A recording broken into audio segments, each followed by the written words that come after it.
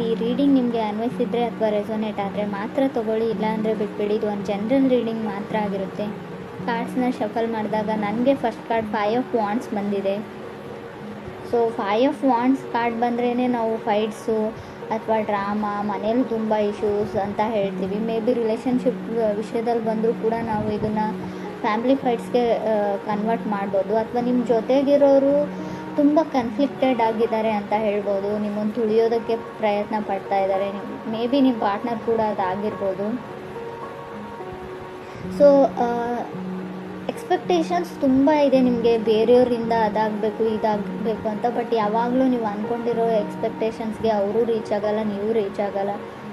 Failed energy, ಏನೋ ನಾನು ಕಳ್ಕೊಂಡ್ಬಿಟ್ಟೆ, so ನನ್ನ ಲೈಫ್ ಸರಿ ಇಲ್ಲ, ಸೊ ಆ ಥರ ನೆಗೆಟಿವ್ ಥಿಂಕಿಂಗ್ ತುಂಬ ಇದೆ ಅಂತ 5 ಆಫ್ ವಾಂಡ್ಸ್ ಹೇಳ್ತಾ ಇದೆ ನಿಮಗೂ ನಿಮ್ಮ ಪಾರ್ಟ್ನರ್ಗೂ. ಸೆಕೆಂಡ್ ಕಾರ್ಡ್ ನನಗೆ 8 ಆಫ್ ಕಪ್ಸ್ ಬಂದಿದೆ.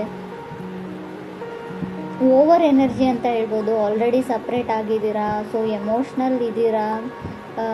ಮೇ ಬಿ ಯಾರ ಜೊತೆನೂ ಮಾತಾಡೋಕ್ಕೆ ಇಷ್ಟ ಇಲ್ಲ, ನಿಮ್ಮ ಪಾರ್ಟ್ನರ್ ಜೊತೆ ಕಮ್ಯುನಿಕೇಟ್ ಮಾಡೋಕ್ಕೆ ರೆಡಿ ಇಲ್ಲ. ನಿಮ್ಗೆ ಏನು ಹರ್ಟ್ ಆಗಿದೆ ಅಂತ ಹೇಳೋಕ್ಕೂ ಅದರ್ ಪರ್ಸನ್ ರೆಡಿ ಇಲ್ವೋ, ನೀವು ರೆಡಿ ಇಲ್ವೋ. ತುಂಬ ಮಿಸ್ಟೀರಿಯಸ್ ಎನರ್ಜಿ ಅಂತ ಹೇಳ್ಬೋದು. ಆಲ್ರೆಡಿ ನೀವು ಮೆಂಟಲಿ ಆ ರಿಲೇಷನ್ಶಿಪ್ಪಿಂದ ಹೊರಗಡೆ ಹೋಗಿದ್ದೀರಾ, ಕೆಲವರು ಫಿಸಿಕಲಿ ಅಷ್ಟೇ ಅಲ್ಲಿದ್ದೀರಾ ಅಂತ ಕೂಡ ಕಾರ್ಡ್ ಹೇಳ್ತಾ ಇದೆ. ಥರ್ಡ್ ಕಾರ್ಡ್ ನನಗೆ 7 ಆಫ್ ವಾಂಡ್ಸ್ ಬಂದಿದೆ. 7 ಆಫ್ ವಾಂಡ್ಸ್ ಕೆಲವೊಮ್ಮೆ ಕಂಫರ್ಟ್ ಲವ್ ಅಂತ ಹೇಳ್ತೀವಿ.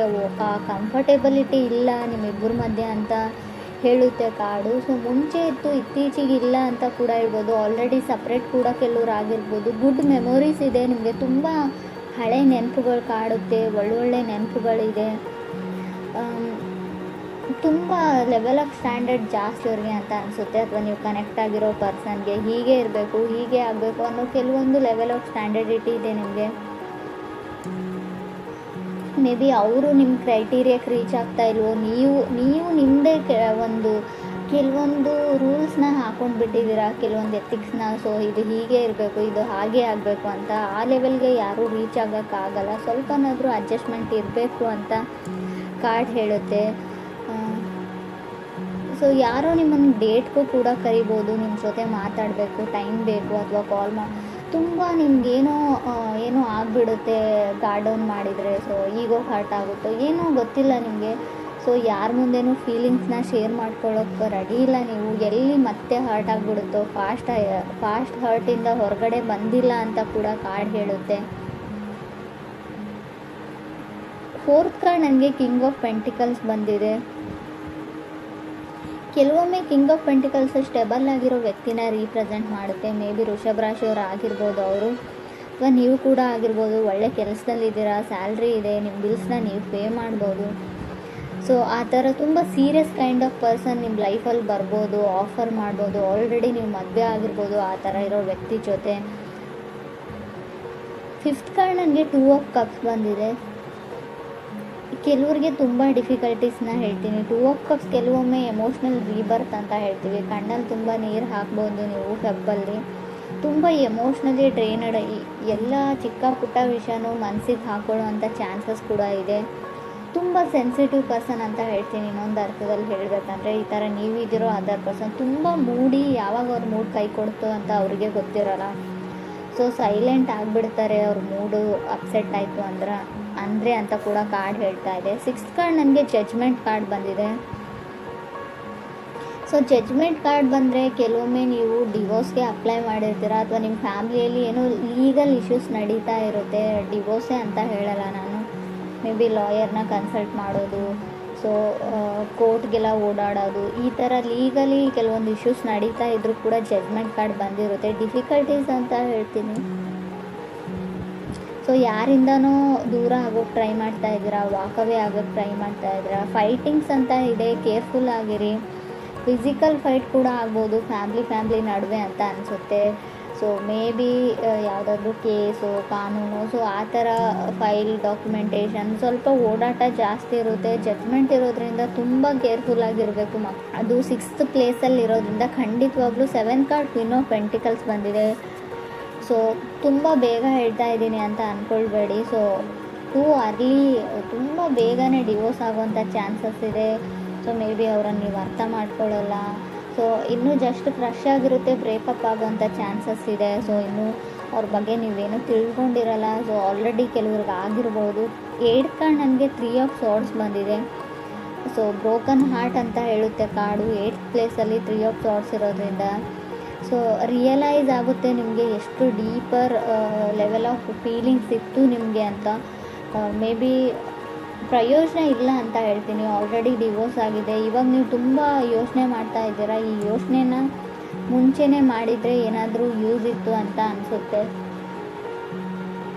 ಸೊ ನಾನು ಯಾವಾಗಲೂ ಹೇಳ್ತೀನಿ, ತಾಳ್ಮೆ ಇರಲಿ. ಒಂದು 100 ಟೈಮ್ಸ್ ಯೋಚನೆ ಮಾಡಿ ಯಾವುದೇ ಡಿಸಿಷನ್ನ ತೊಗೊಳ್ಳೋಕ್ಕಿಂತ ಮುಂಚೆ ಅಂತ. ಕೆಲವರು ಲೈಫಲ್ಲಿ ರಾಂಗ್ ಡಿಸಿಷನ್ನ ತೊಗೊಂಡಿದ್ದೀರಾ, ಏನೋ ಮಿಸ್ಅಂಡರ್ಸ್ಟ್ಯಾಂಡಿಂಗು, ಏನೋ ಒಂದು ಚಿಕ್ಕ ವಿಷಯಕ್ಕೆ ಸ್ಟಾರ್ಟ್ ಆಗಿರೋ ಫೈಟ್ಸು ಡಿವೋರ್ಸ್ವರೆಗೂ ಹೋಗಿ ಆಲ್ರೆಡಿ ಕೆಲವ್ರದ್ದು ಡಿವೋರ್ಸ್ ಕೂಡ ಆಗಿದೆ ಅಂತ ಕಾರ್ಡ್ ಹೇಳ್ತಾ ಇದೆ.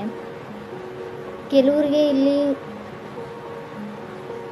ಹೇಗೆ ಹೇಳಿ ನಾನು ಅಂತ ಅರ್ಥ ಆಗ್ತಾ ಇಲ್ಲ. 3 ಆಫ್ ಸಾರ್ಡ್ಸ್ ಇದ್ದರೆ ಸ್ವಲ್ಪ ಯೋಚನೆ ಮಾಡಿ. ನೀವು ರಿಲೇಷನ್ಶಿಪ್ಪಲ್ಲಿ ಇದ್ದರೂ ಕೂಡ ಅಷ್ಟೇ, ಸೊ ಮ್ಯಾರಿಡ್ ಆಗಿದ್ದರೂ ಕೂಡ ಅಷ್ಟೇ, ಯಾರಾದರೂ ಥರ್ಡ್ ಪಾರ್ಟಿ ಕೂಡ ನಿಮ್ಮ ಮಧ್ಯೆ ಮಿಸ್ಅಂಡರ್ಸ್ಟ್ಯಾಂಡಿಂಗ್ನ ಕ್ರಿಯೇಟ್ ಮಾಡಿರ್ಬೋದು. ನಿಮ್ಮ ಫ್ಯಾಮಿಲಿ ಮೆಂಬರ್ಸ್ ಆಗಿರ್ಬೋದು, ನೀವು ಕೆಲಸ ಮಾಡೋ ಜಾಗದಲ್ಲಾಗಿರ್ಬೋದು. ಏನೋ ಒಂದು ಇಲ್ಯೂಷನ್, ಒಂದು ಭ್ರಮೆಯಲ್ಲಿದ್ದೀರಾ ನೀವು ಭ್ರಮೆಯಲ್ಲಿದ್ದೀರೋ ಅದರ್ ಪರ್ಸನ್.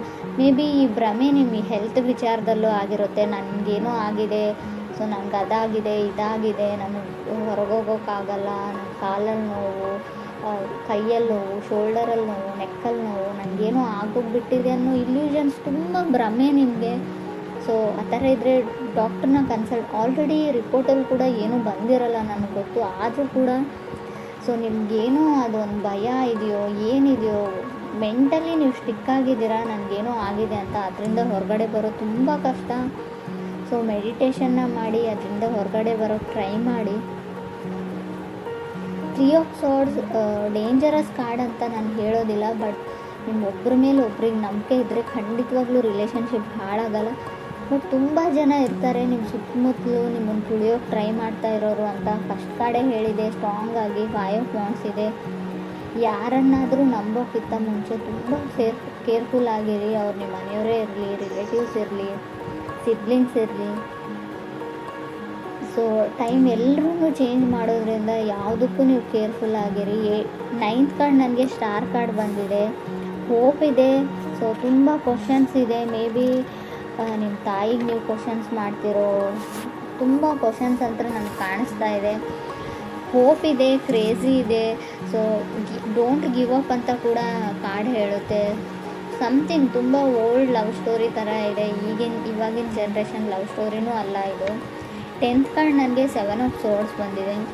ಇಲ್ಲೂ ಕೂಡ ಅಷ್ಟೇ ಈಗೋ ಇದೆ ನಿಮಗೆ ಈಗೋ ಸ್ಟ್ರೈಕ್ಸ್ ಆಗ್ತಾ ಇದೆಯೋ ಅದರ್ ಪರ್ಸನ್ಗೂ. ಒಂದು ಚಿಕ್ಕ ಈಗೋ, ಒಂದು ಚಿಕ್ಕ ಕಾಲು, ಒಂದು ಚಿಕ್ಕ ಮೆಸೇಜಲ್ಲಿ ಎಲ್ಲ ಪ್ರಾಬ್ಲಮ್ ಸಾಲ್ವ್ ಆಗೋಗುತ್ತೆ. ಬಟ್ ಯಾರೂ ಆ ಕಾಲ್ನ ಮೂವ್ನ ತೊಗೊಳೋಕ್ಕೆ ರೆಡಿ ಇಲ್ಲ, ಇಬ್ಬರಲ್ಲಿ ಒಬ್ಬರು ಅಂತ ಹೇಳ್ತಾ ಇದೆ. 7 ಆಫ್ ಸಾರ್ಡ್ಸ್ ಕೆಲವೊಮ್ಮೆ ನೀವು ಮಾಡದೇ ಇರೋ ತಪ್ಪಿಗೆ ನಿಮ್ಮ ರಿಲೇಷನ್ಶಿಪ್ ಹಾಳಾಗೋದನ್ನು ಕೂಡ ರೀಪ್ರೆಸೆಂಟ್ ಮಾಡುತ್ತೆ.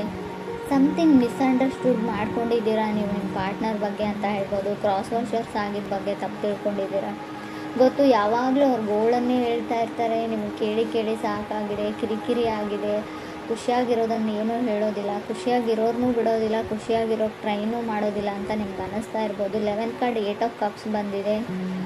ಸೊ ಲವ್ ಇದೆ ಇಬ್ಬರ ಮಧ್ಯೆ, ಬಟ್ ಏನೋ ಹರ್ಟ್ ಇದೆ, ಫಾಸ್ಟ್ ಹರ್ಟು, ಓವರ್ ಥಿಂಕಿಂಗು, ಪದೇ ಹಿಂದೆ ನಡೆದದ್ದನ್ನು ಜ್ಞಾಪಕ ಮಾಡಿಕೊಡ್ತಾ ಇದ್ದಾರೆ.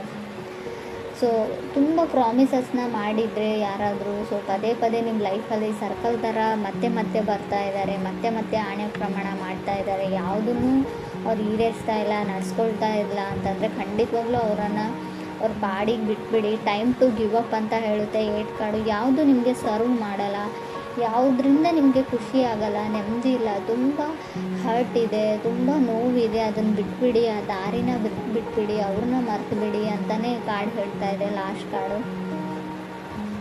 ಸೆಲ್ಫ್ ಕೇರ್ ಇರಲಿ, ನಿಮ್ಮ ಬಗ್ಗೆ ನೀವು ಯೋಚನೆ ಮಾಡಿ. ತುಂಬ ಯಾರಿಗೋಸ್ಕರನೋ, ಈ ಸೊಸೈಟಿಗೋಸ್ಕರನೋ, ಯಾರು ಖುಷಿಯಾಗಿರ್ತಾರೆ, ನಮ್ಮ ಪೇರೆಂಟ್ಸ್ ಖುಷಿಯಾಗಿರ್ತಾರೆ, ಅದನ್ನೆಲ್ಲ ಬಿಟ್ಬಿಡಿ, ನಿಮಗೋಸ್ಕರ ನೀವು ಬದುಕಿ ಅಂತ ಲಾಸ್ಟ್ ಕಾರ್ಡ್ ಹೇಳ್ತಾ ಇದೆ.